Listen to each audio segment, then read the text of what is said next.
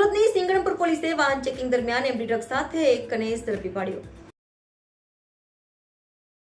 વેડવરિયાવ બ્રિજના છેડે પોલીસ ચેકિંગમાં હતી તે દરમિયાન શંકાસ્પદ કાર ચેક કરવામાં આવી હતી। ચેકિંગ દરમિયાન કારમાંથી 78.77 ગ્રામ એમડી ડ્રગ્સ મળી આવ્યું હતું।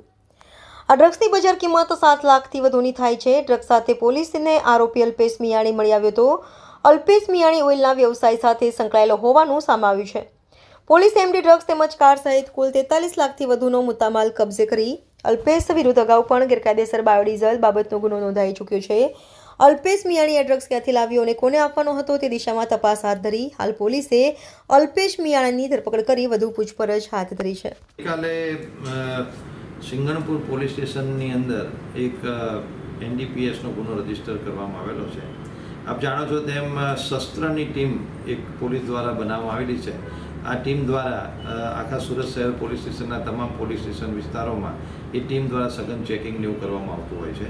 તો આ રીતે જ્યારે સિંગણપુર પોલીસની ટીમ જ્યારે વેડવરિયાવ બ્રિજના છેડે ચેકિંગમાં હતી એ દરમિયાન એક શંકાસ્પદ ગાડી મળી આવેલ હતી, જેની અંદરથી કુલ 78.77 ગ્રામ એમડી ડ્રગ્સ મળી આવેલ હતું, જેની બજાર કિંમત 7,87,700 રૂપિયા થાય છે।